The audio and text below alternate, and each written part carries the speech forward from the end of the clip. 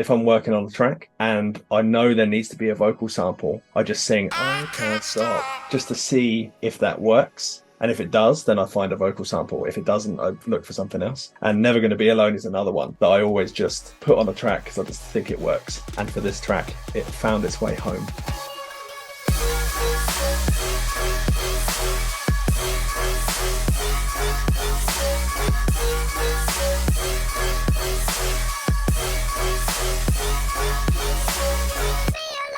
You hear all those little chops there. It sounds different to me than the song. Does it sound different to you than the song? No, so that's how it sounds. Okay. Production and general weight of stuff can hide a multitude of sins. This is what it sounds like.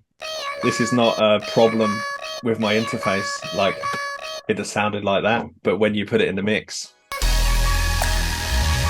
it's gone.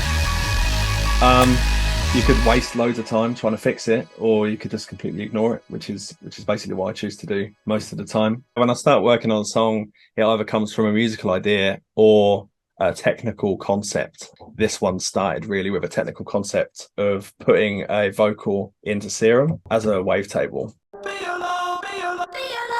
And I wanted to create a thing like Noisia did on Tentacles. And it didn't work how I wanted it to. The thing that I discovered was, really nice granular audio manipulation, which is really hard to do on a sampler. Remove the OTT or put the OTT at the end, and this is a pretty basic vocal chain for me. Trash, I tend to just jump through the presets, if I'm going to be honest, and then mess around with the drive and the pre. Some bit crusher, which makes it sound more like a sample. It was just a bit clean. And then some ping pong delay. I wanted this vocal to sound like a kind of badly recorded old sample. I think a lot of people can get really hung up on making everything perfect. And like having all these production ideas in their brain of like, oh, but this is the right way to do it. If I don't hear something wrong, I don't touch it. Test it out on a big system and go, cool, that's finished. What's interesting is people are so worried about things sounding good, and you wanted this to sound bad. You wanted a bad sounding vocal in a quote professional track. Yeah, well, it's just about vibe, isn't it? If this track had a really nice sounding vocal on top of it, rather than this kind of glitchy mess, it wouldn't have the same vibe. Then the vocal is what makes it catchy, but really I think the core of what makes the song cool is a bunch of soundscape stuff.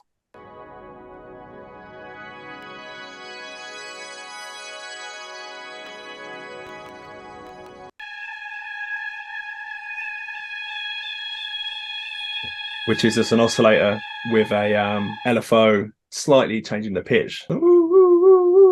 So that and this together start to create a definite vibe. And then we've got this.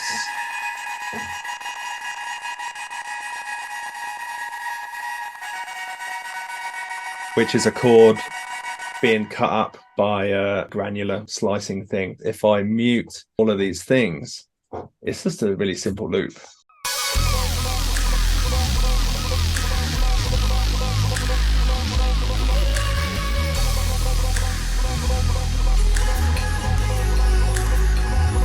But by introducing all this chaos and stuff, it just is really alive.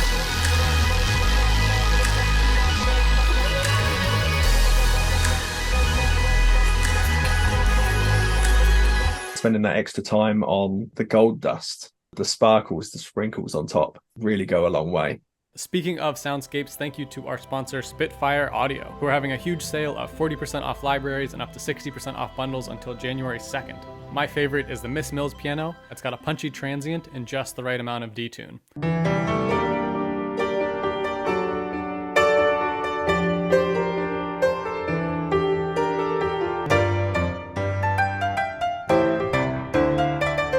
Another great one is the Cinematic soft piano.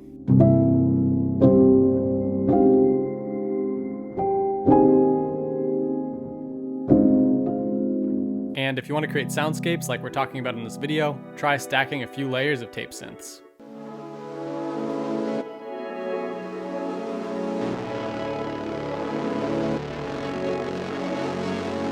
So if these sound cool, click the link below to find sounds that inspire you. Here's an interesting thing I do on nearly every song now. You could do it with software. I do it on a Moog. I basically run noise through a filter and press record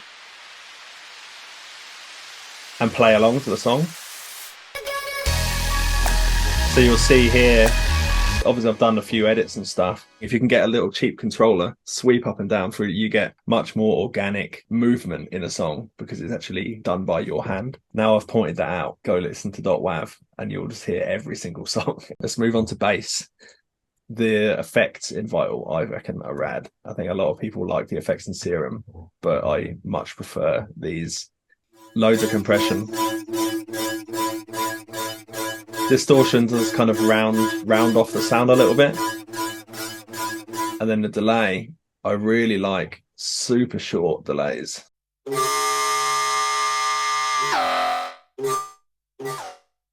Whereas it's like fake release, I guess. So you can hear there how you can use really short delays as a release.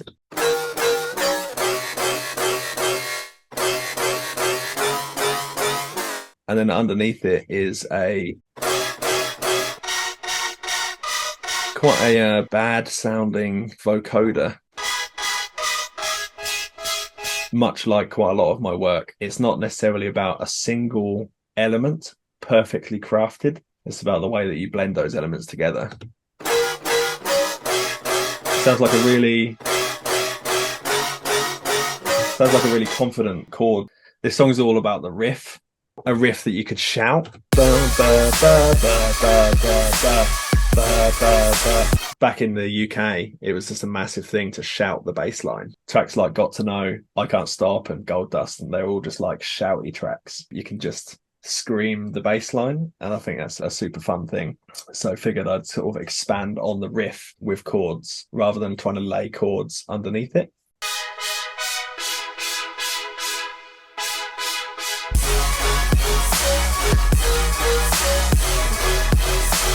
What makes the drop kind of come to life is this little bit here, which is what, like the soundscapes we were talking about earlier. And the way that works, you've got this really upfront heavy drop, but then for a brief moment it kind of blurs for a bit and then sucks you back in.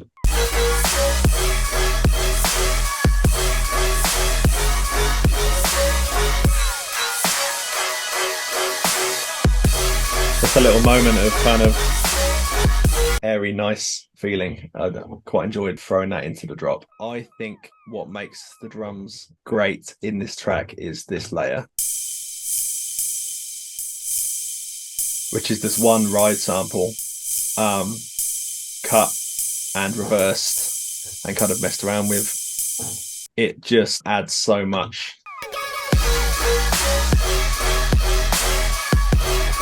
Then add it in.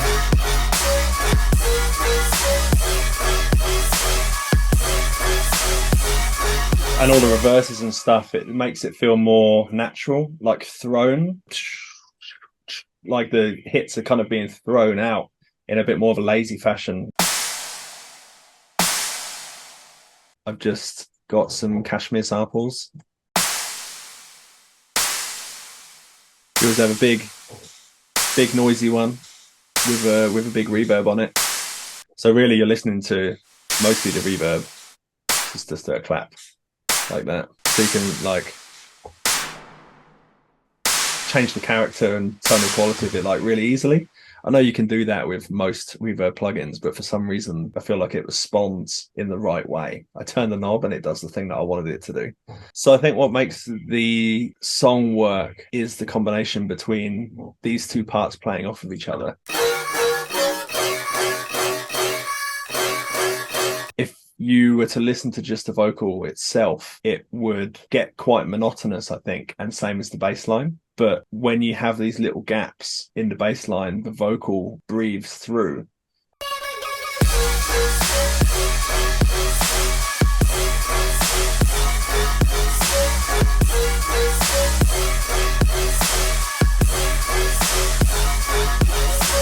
Bassline wise,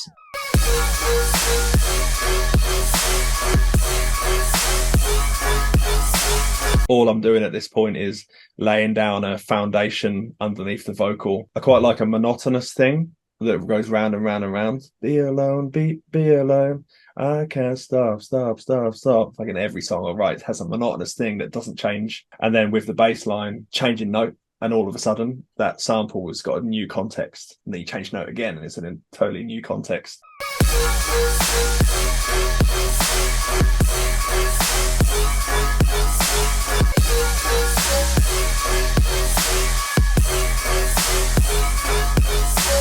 Then I'd listen through around that over and over again and be like, yeah, that feels like it now. One thing that I noticed that was surprising to me, all these little elements completely change the track. So often we focus on the big picture, but all these small things that you would think if you just were listening to them alone were very small, actually ended up taking the song from a good song to a professional song.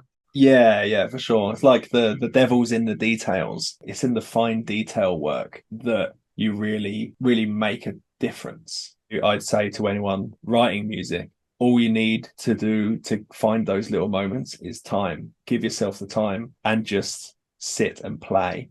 Before you know it, you'll just have a bunch of these extra little moments that you can add to your song. And then people will hear that and be like, wow, this is absolutely something else. And all you've done is giving yourself time to explore. I think that's a really key part. So yeah, this track has been released now and it's on Spotify, so you can go check that out. And on this vibe, I've got a new track out called Technicolor Psychic Vision, which is on the same tip. So if you like it, then please give it a listen.